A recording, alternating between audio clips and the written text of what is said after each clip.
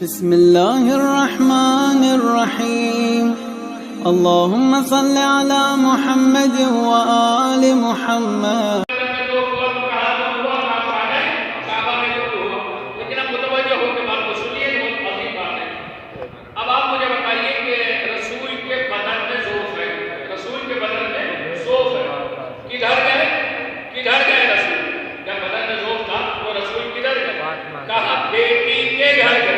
بیٹی کے گھر گئے بھائی، جب رسول کے بدن میں جس وقت ذوب ہوا ہے اس وقت تاریخ یہ کہتی ہے کہ اس وقت عرب کے سب سے بڑے حکیم تھے رسول۔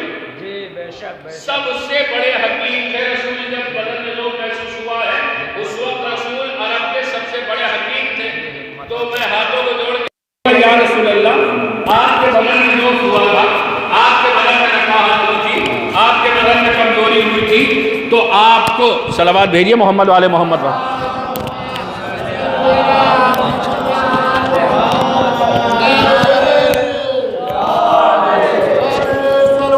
صلی علی محمد والے محمد۔ بس متوجہ رہیے گا، جب رسول کے بدن میں ذوف ہوا تو اس وقت رسول عرب کے سب سے بڑے حکیم تھے، سب سے بڑے حکیم تھے۔ بدن میں ذوف تھا، کدھر گئے؟ کہا بیٹی کے گھر گئے۔ ارے بدن میں ذوف تھا، حکیم تھے، اللہ اکبر، نہیں معلوم آپ بیدار ہیں؟ حکیم تھے، بدن میں ذوف تھا، حکمت کے ذریعے دور کر لیتے، حکمت کے ذریعے دور کر لیتے۔ کہا حکمت کے ذریعے نہیں دور کیا بلکہ بیٹی کی عظمت بتانے کے لیے بیٹی کے گھر گئے۔ اللہ اکبر، بیٹی کی عظمت بتانے کے لیے بیٹی کے گھر گئے اور بیٹی سے کہا کیا کہ بیٹی مجھے چادر یمانی اڑھا دو، میں اپنے بدن میں ذوف محسوس کر رہا ہوں، میں اپنے بدن میں ذوف محسوس کر رہا ہوں۔ تو اب مجھے ایک جملہ کہہ لینے دیے اس مجلس میں، بھائی جب رسول کے بدن کا ذوف بغیر چادر تطہیر کے دور نہیں ہو سکتا تو یہ امت کے بدن کا ذوف بغیر پنجتن کے کیسے دور ہو جائے؟ صلوات بھیجیے محمد والے محمد۔ بہت توجہ سے سن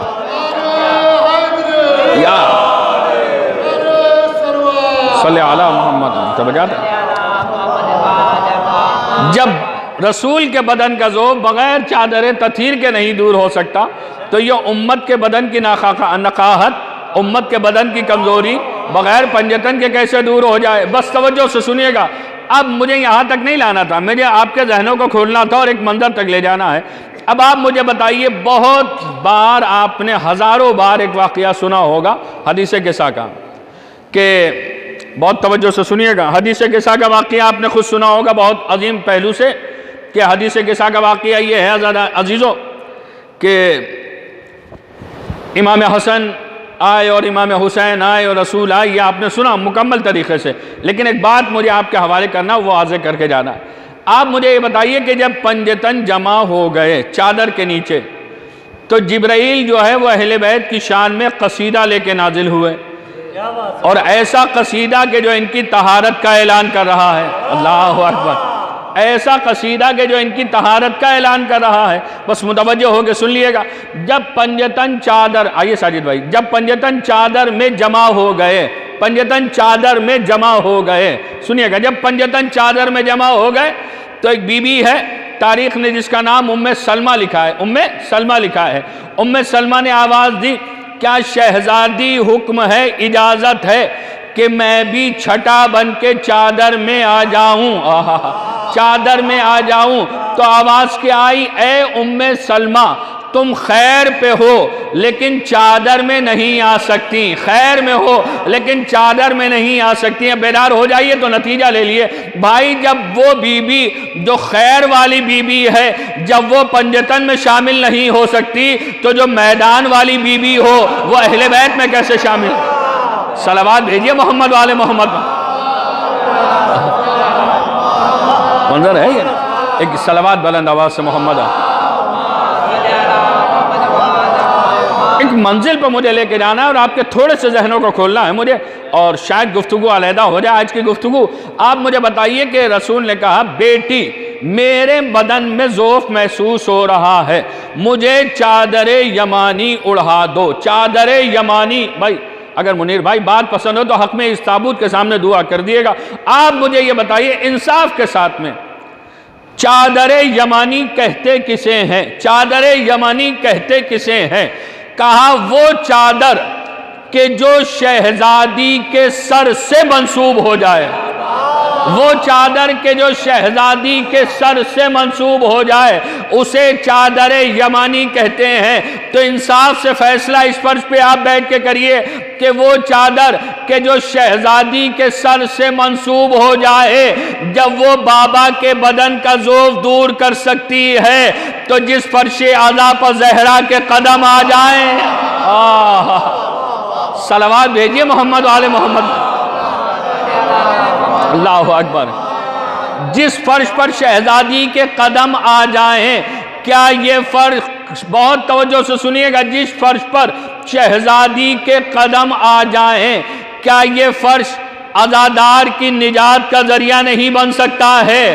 اب وہ تو کہیے، توجہ سے سنیے گا، غربت کی وجہ سے ہم کربلا نہ جا سکے، غربت کی وجہ سے ہم کربلا نہ جا سکے، تو اب ہمیں حسرت ہے کہ ہمیں کفن مل جائے کربلا کا، لیکن غربت کی وجہ سے کربلا تک نہیں جا پائے، کربلا کا کفن میسر نہیں ہوا، تو شاعر نے بڑھ کے آواز دی، بیدار ہو کے سنیے گا، شاعر نے بڑھ کے آواز دی کہ جو کربلائی کفن ڈھونڈنے میں مشکل ہو، جو کربلائی کفن ڈھونڈنے میں مشکل ہو تو میری لاش کو فرش عزا اڑا دینا۔ اللہ اکبر۔ تو میری صلوات بھیجیے محمد و آل محمد۔ اب آپ مجھے بتائیے، آج سنیے گا، آج ہم لوگوں سے ایک اعتراض کیا جاتا ہے ساجد بھائی، کہا جاتا ہے کہ آپ لوگ ممبر پر بیٹھتے ہیں، آپ لوگ ممبر پر بیٹھتے ہیں اور ممبر سے آپ لوگ کچھ پڑھتے نہیں ہیں، اعتراض کیا جاتا ہے۔ مولانا صاحب پڑھیے، قوم کی عورتیں جو ہیں وہ نئے نئے کام عزاداری میں انجام دے رہی ہیں، نئے نئے کام عزاداری میں انجام دے رہی ہیں۔ میں نے کہا کیا نئے نئے کام کر رہی ہیں؟ کہا مولانا صاحب جب گھر میں عزا خانے میں ماتم ختم ہو جاتا ہے خواتین کا تو خواتین جو ہیں وہ اس فرش کو چومنے لگتی ہیں۔ اللہ اکبر، اس فرش کو چومنے لگتی ہیں۔ آپ لوگ ممبر پر بیٹھیے اور بیٹھ کے کچھ بیان کریے، سمجھائیے کہ ان کے ذہن کہاں جا رہے ہیں، یہ چومنے لگتی ہیں، یہ ہمارے سمجھ میں نہیں آتا ہے کہ یہ اس کو بوسہ کیوں دے رہی ہیں، اس کو چوم کیوں رہی ہیں۔ میں نے کہا بھائی یہ تمہارے سمجھ میں بھی نہیں آئے گا، یہ اسی کے سمجھ میں آئے گا جسے یہ یقین ہوتا ہے کہ فرش پر زہرا آتی ہیں۔ اللہ اکبر، یہ وہی اسی کو یقین ہے کہ جسے فرش، یہ یقین ہے کہ فرش پر زہرا آتی ہیں۔ یہ فرش کو نہیں چوم رہی ہیں بلکہ یہ اس لیے اس فرش کو بوسہ دے رہی ہیں کہ پتہ نہیں کس جگہ پر شہزادی کے قدم پڑے ہوں، یہ شہزادی کے قدم کو بوسہ دے رہی ہیں۔ بس اب نہیں معلوم کہ آپ یہاں بیٹھ کے کیسے اس جملے کی قدر کریں گے۔ ارے زہرا کا فرش پر آنا اسی کو یقین ہوتا ہے جسے یہ یقین ہوگا کہ قبر میں علی آتے ہیں۔ اللہ اکبر، صلوات بھیجیے محمد و آل محمد پر۔ اللہ اکبر، اللہ اکبر،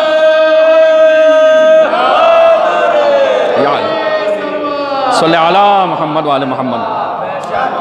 یہ اسی کو یقین ہوتا ہے فرش پہ شہزادی کا آنا جسے یہ یقین ہوگا کہ قبر میں جناب امیر آتے ہیں، قبر میں مولا علی آتے ہیں۔ بس متوجہ ہو کے سنیے گا۔ اب آج کیا کہا جا رہا ہے آج کی دنیا میں؟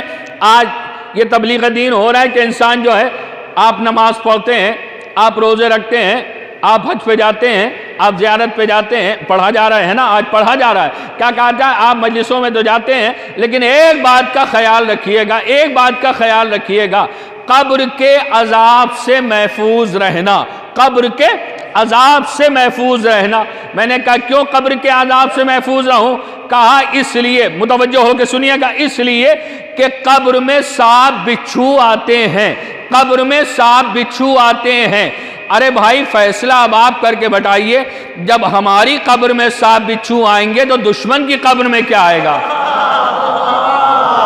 بیدار ہی نہیں ہے آپ حضرات۔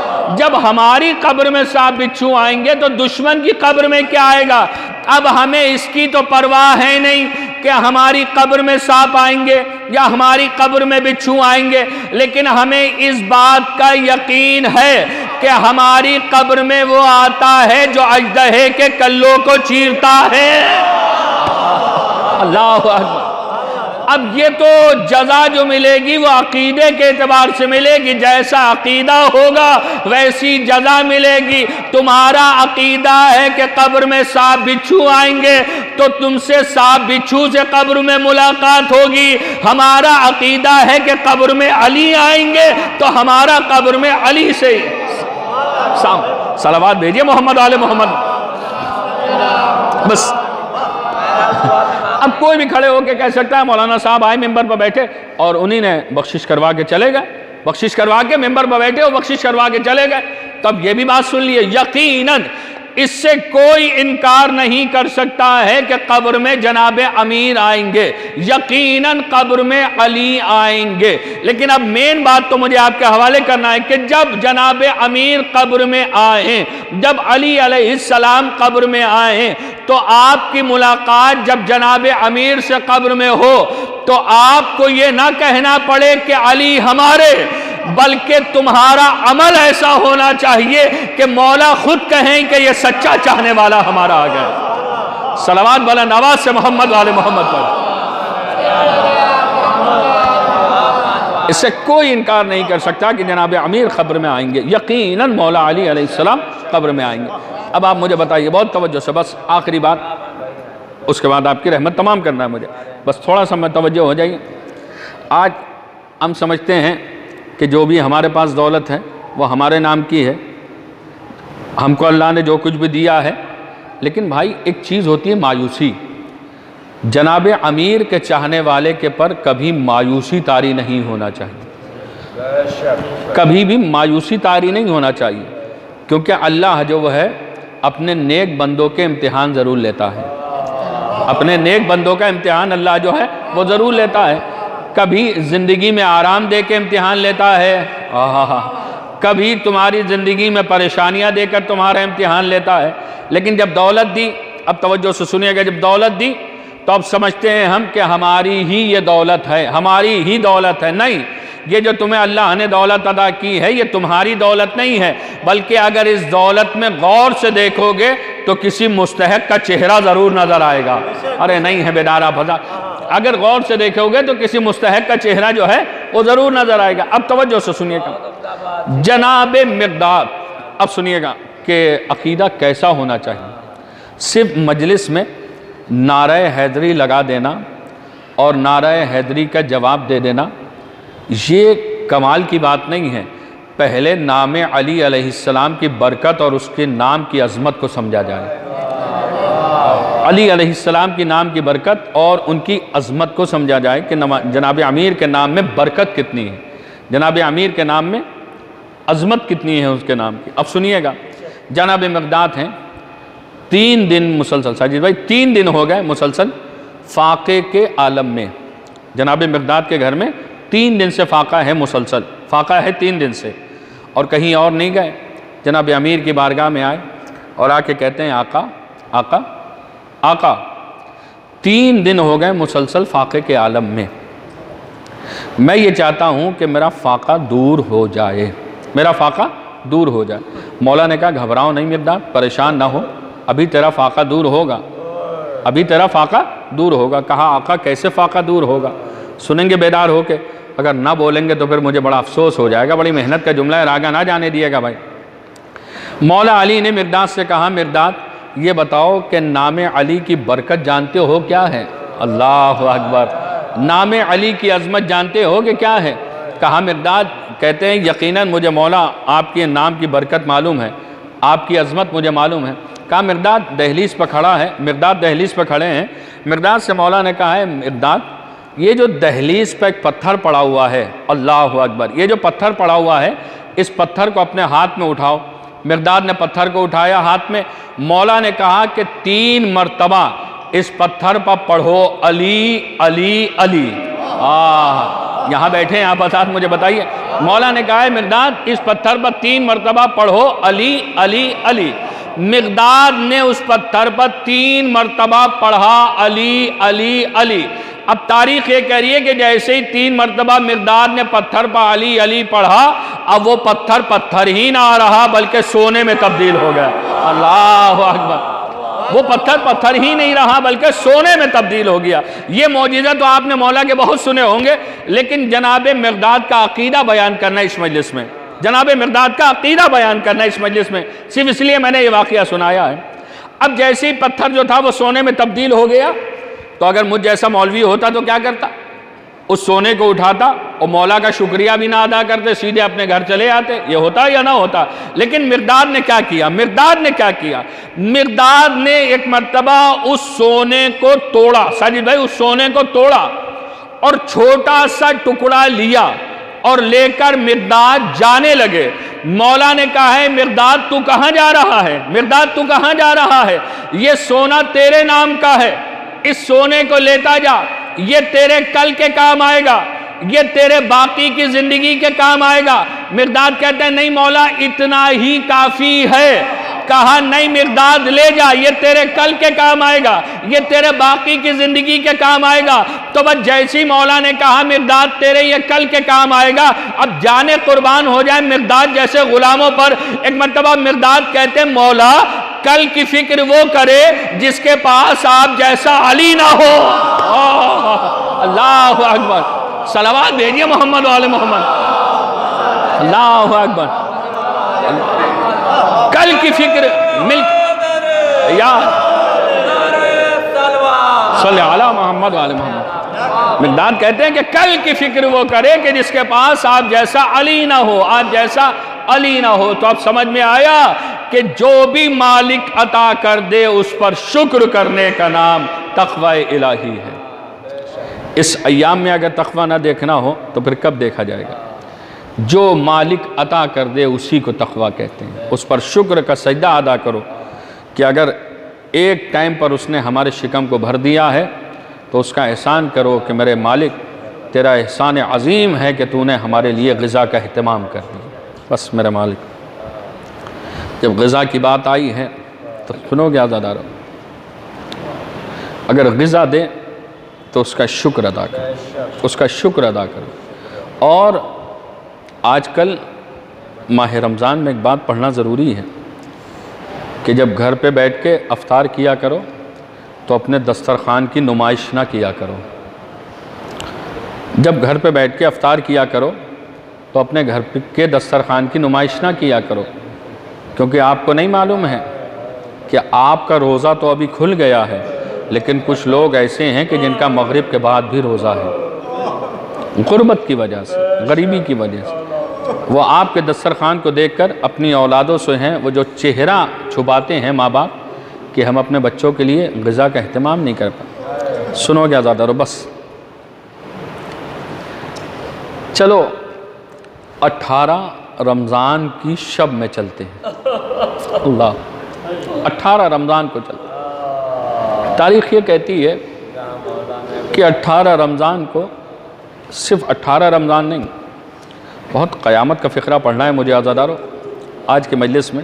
18 رمضان نہیں، مولا علی کا عالم یہ تھا کہ 10 رمضان کے بعد، 10 رمضان سے پہلے تو مولا واعظ بھی دیتے تھے مسجد میں، خطبہ بھی بیان کرتے تھے، لیکن 10 رمضان کے بعد مولا صرف چاہنے والوں سے یہ کہتے تھے کہ میرے بھائی رسول نے یہ فرمایا تھا کہ یہ میری زندگی کا آخری رمضان ہے۔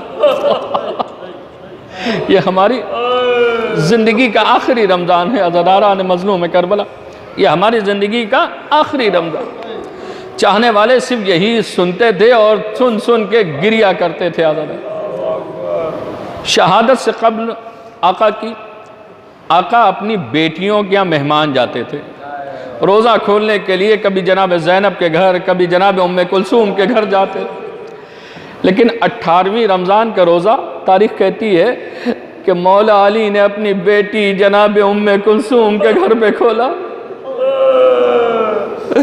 اور جب ام کلثوم کے گھر پہ روزہ کھولا ہے، بس روایت کے جملے ہیں کہ بیٹی ام کلثوم نے اللہ اکبر ایک کوزے میں شیر لا کے رکھا، چند روٹیاں سامنے تھیں اور نمک تھا عزادارو۔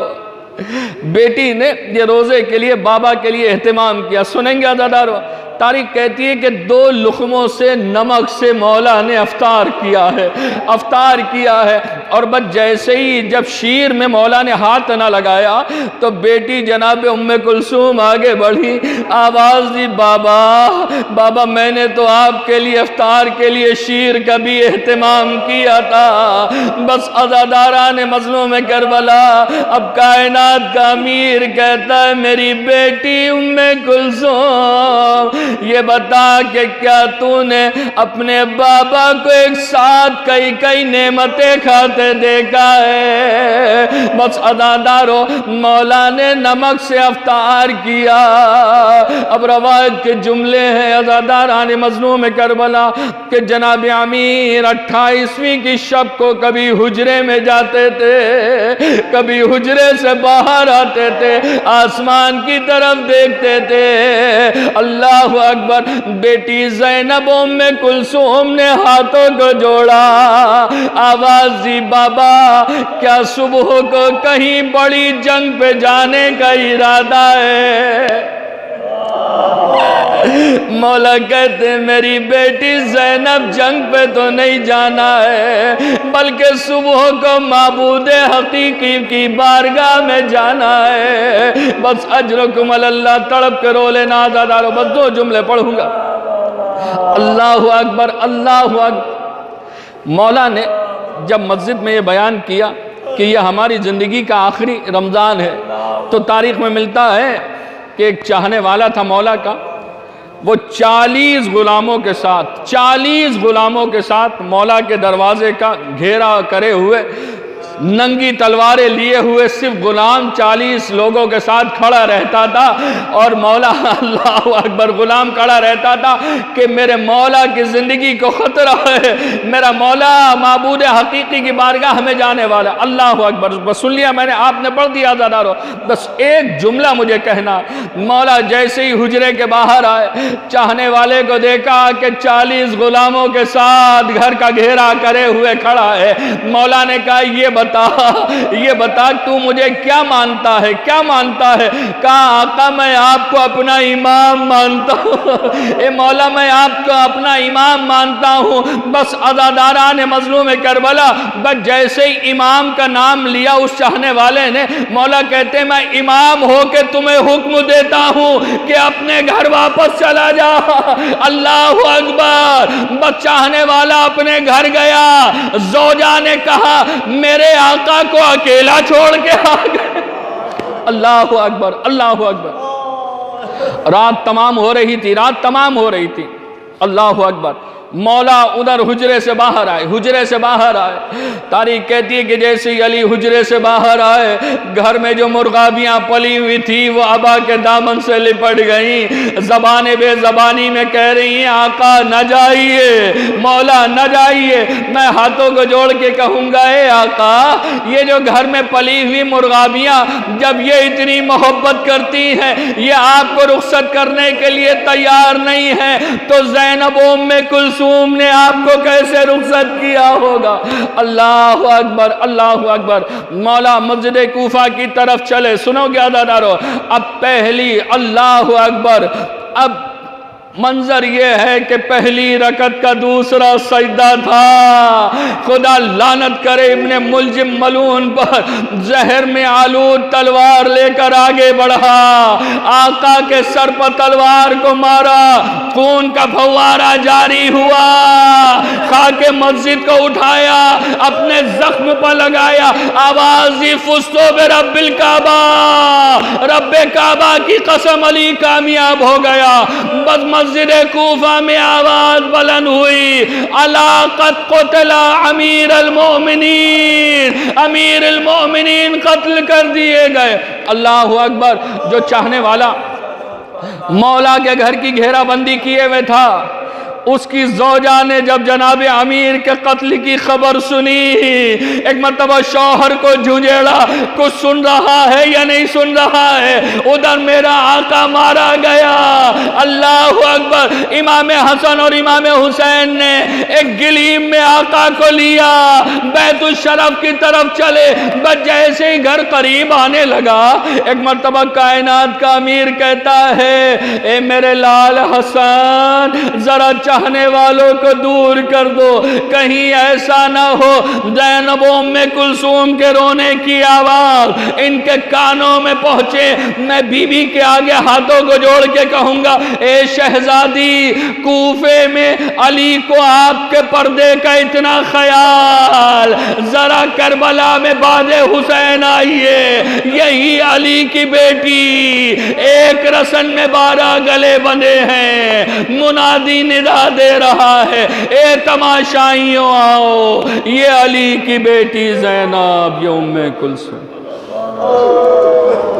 الا لعنت اللہ علی القوم الظالمین، وسيعلم الذين ظلموا أيام ينقلبون إنا لله وإنا إليه راجعون۔ مولا ہم سب کی اس مختصر سی عبادت کو قبول فرما، بالخصوص تمام مومنین کو یہ 2 روز ایام جناب امیر کو بہتر سے بہتر منانے کی توفیق عطا فرما۔ اے مولا تیری بارگاہ میں دعا یہ ہے، دشمنان عزا کو نیست و نابود فرما، علماء حق کا سایہ ہم سب کے سروں پر باقی رہے، خدا را کوئی غم نہ دینا سوائے غم مظلوم کربلا کے۔ ارے مولا اس ماہ سیام میں ہم سب کو بہتر سے بہتر عبادت الہی کرنے کی توفیق عطا فرما، امام زمان کے ظہور میں تعجیل فرما، ہم سب کو ان کے ناصر و مددگار میں شمار فرما۔ ربنا تقبل منا انک انت السمیع العلیم۔